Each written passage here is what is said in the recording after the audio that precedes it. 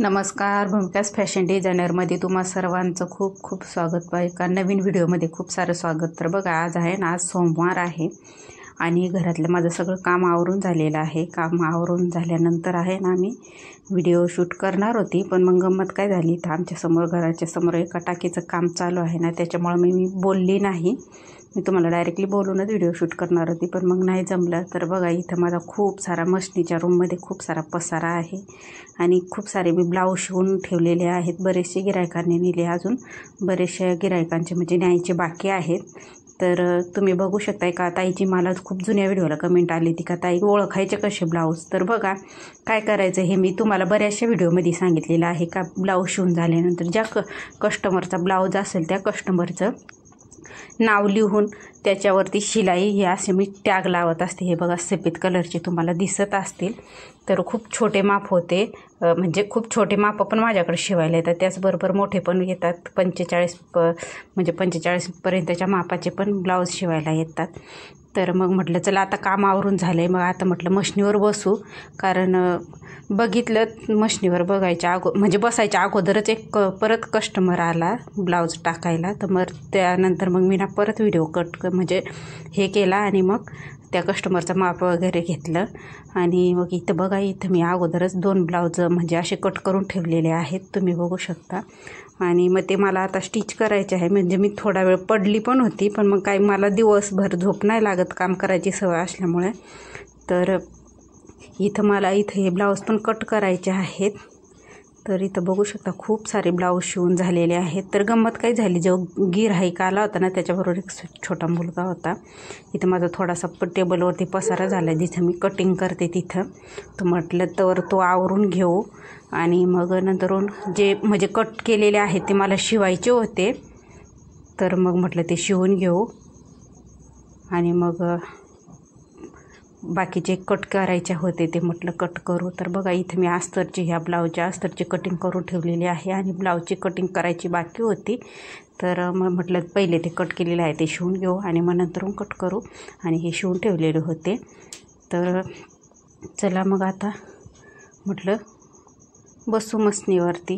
तर मग इथं माझं आहे ना, अगोदर मी मशीन पुसून वगैरे घेते, कारण इथं रस्त्याजवळच आमचं घर असल्यामुळे धूळ वगैरे खूप घरामध्ये येते. तर मग ती धूळ साफ करून घेते आणि मग नंतर मशनीवर बसत असते. तर मशनीवर बसण्याच्या अगोदर ना, जो एक कस्टमर आला होता त्याच्यासोबत एक छोटं बाळ होतं, म्हणजे मुलगा होता त्यांचा. तर ते मी माप घेत असताना ना, थोडीशी अशी गडबड झाली का, त्या मुलाने हे बटणं आहेत ना, हे बटणं पिळून दिले होते आणि सेटिंग्स पूर्ण माझी बिघडून दिली होती. तर जेव्हा मी स्टार्टिंगला मशनीवर बसले तर तेव्हा वेगळीच टिप यायची, अशी पूर्ण गोळा व्हायची. आणि मग नंतर मी बघितले तर ते बटणं पिळलेले होते. मग ते मी व्यवस्थित सेटिंग करून घेतली आणि मग नंतर मशनीवरती बसली. जे कट केलेले ब्लाऊज होते त्यापैकी मी एक शिवायला घेतला आणि मग म्हटलं चला शिवू. कारण कसं आहे, आराम करूनही जमणार नाही, पण मग कधीतरी येतो थकवा, कारण रोजचंच काम असतं, मशनीवर बसणं बैठे काम असतं माझं, आणि बैठे काम असल्यामुळे थोडंसं येतो प्रॉब्लेम कधी कधी. पण मग ते माझं काम आहे, कारण गिऱ्हाईकांना पण वेळेतच द्यायचे असतात त्याच्यामुळं. मग तर बघा, मी इथं आहे ना, तो ब्लाऊज शिवायला घेतला ना, त्या ब्लाऊज पण असा होता, तो ब्लाऊज पण 3 पट्ट्यांच्या कलरचा होता. तर तो पण मला थोडासा म्हणजे रिस्की होता का, पार्ट कसे कापावे आणि म्हटलं तर कलर कॉम्बिनेशन कसं बसेल याचा थोडासा प्रॉब्लेम होता त्या ब्लाऊजमध्ये. तर तरी मग तसंच मी एक कटोरी थोडीशी वेगळ्या कलरची आणि एक कटोरी थोडीशी वेगळ्या कलरची, प्रॉपरली फक्त बाहीचा कलर थोडासा मॅचवाला आलेला आहे, कारण ते 3 पट्टे आहे ना, वरती पूर्ण डार्क चॉकलेटी कलर, आतमध्ये थोडासा पिंक कलर आणि शेवटला व्हाईट, आणि असा होता तो ब्लाऊज पीस. तर मी त्याचा व्हिडिओ नाही काढला, पण मग असा पट्ट्यांचा असला का तो ब्लाऊज शिवायला थोडासा प्रॉब्लेम येतो. कसं कट करावं याचा म्हणजे शिवायचा नाही प्रॉब्लेम येत, कटिंग करायला थोडासा प्रॉब्लेम येतो, कारण कलर वेगवेगळे येतात ना, त्याच्यामुळं मग ब्लाऊज कसं कट करायचा हा. तर इथं बघू शकता, इथं कटोरी माझी जोडून झाली. हे बघा, बाहीचं मी तुम्हाला दाखवते. हे बाहीचं कसं तरी तो कलर एक कॉम्बिनेशनमध्ये मी आणला आणि मग म्हटलं चला, बाहीला लेस आहे तर ती लेस लावताना त्याच्यामध्ये थोडंसं जाईल मॅचअल होऊन, म्हणून मग मी पूर्ण ब्लाऊजला अगोदर म्हणजे मी काय करते, अस्तर लावून घेते. आता बऱ्याच नवीन शिकणाऱ्या मैत्रिणींना अस्तर लावायला थोडासा प्रॉब्लेम येतो. तर काय करायचं मैत्रिणींना, अस्तर लावताना ना प्रॉपरली पार्टला सगळे अस्तर लावून घ्यायचे, जोडून घ्यायचे.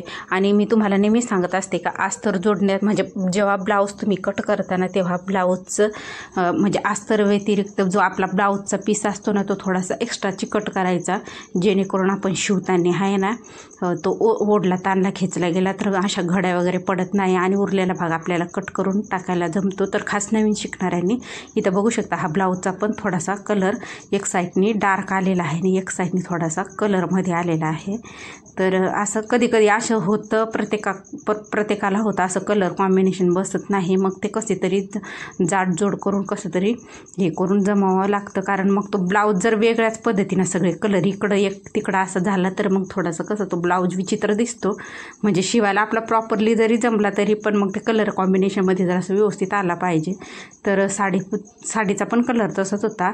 इथं बघा, इथं फक्त बाही मॅच्युअल झालेली आहे आणि कटोरी जो क्रॉसपट्टी ती थोडीशी वेगळ्या कलरची झाली, पण मग मॅच्युअल होते त्याच्यामुळं काही एवढा प्रॉब्लेम नाही. तर तुमच्याकडं पण असे ब्लाऊज येत असतील, ज्या माझ्या मैत्रिणी बघत असतील त्यांच्याकडं पण मग तसं काही नाही.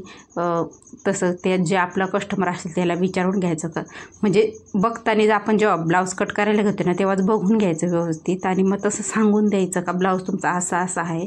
आता एका कस्टमरचं असं होतं फक्त एकाच साईडनी डिझाईन होती आणि एकाच साईडनी नाही, आणि तीही जवळजवळ 8 ते 9 इंचची डिझाईन होती.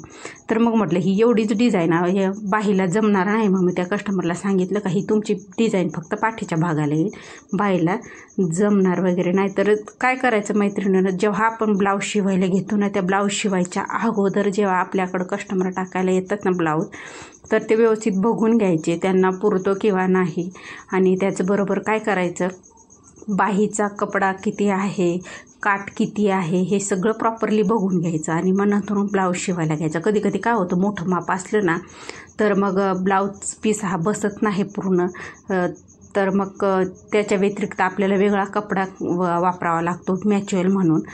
मग असं असतं. तर असं कस्टमर म्हणजे आलं तर अगोदर ब्लाऊज बघून घ्यायचा आणि नंतर मग शिवायला घ्यायचे आणि माप वगैरे व्यवस्थित घ्यायचं. आपण आता माप कसं उंची, मुंडा, कटोरी वगैरे सगळं घेतो ना त्याच पद्धतीने घ्यायचं.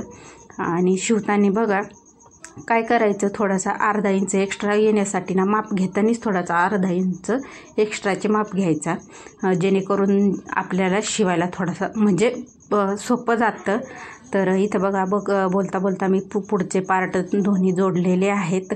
ज्या ताईंना जमत नसते त्यांनी व्हिडिओ स्किप करू नका, पूर्ण बघा. आता हा डेली यूजसाठी ब्लाऊज आहे आणि इथं बघू शकता थोडंसं मॅच्युअल पद्धतीने मी ते कलर कॉम्बिनेशन केलेलं आहे, म्हणजे आहे त्याच ब्लाऊजचा कलर पण मग थोडंसं एकत्र म्हणजे व्यवस्थित दिसला पाहिजे ह्या हेतूने मी तो ब्लाऊज व्यवस्थित शिवून घेतला. आणि शिवून झाल्यानंतर हे बघा मी क्रॉसपट्टी बऱ्याचदा तुम्हाला सांगितली मी कशी जोडते.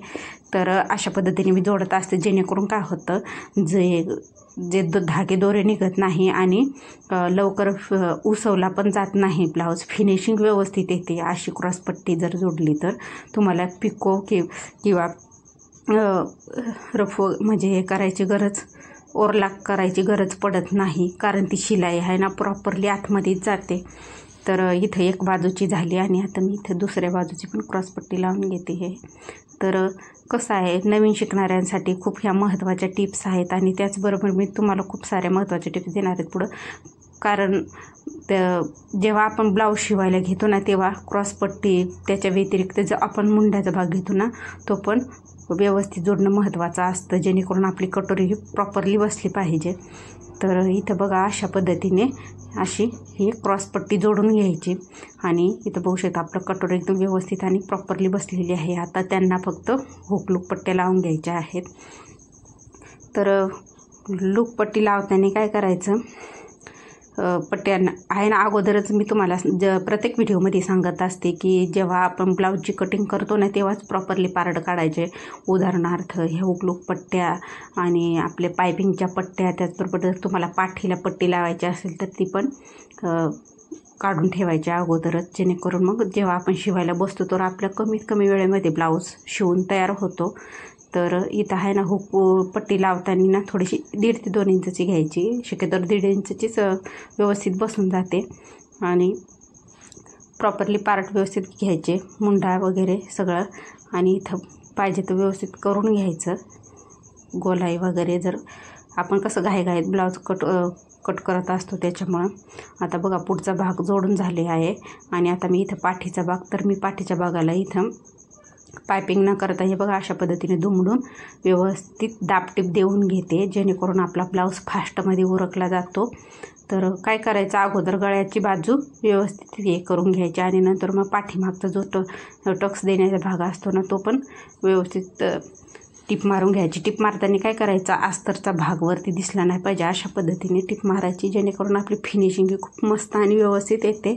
आणि इथे मी तुम्हाला एक महत्त्वाची टिप्स सांगणार आहे का, जेव्हा पाठीमागून तुम्ही टक्स देता ना तर काय करायचं, तर त्या अगोदर मी तुम्हाला इथं पूर्ण जोडून दाखवते.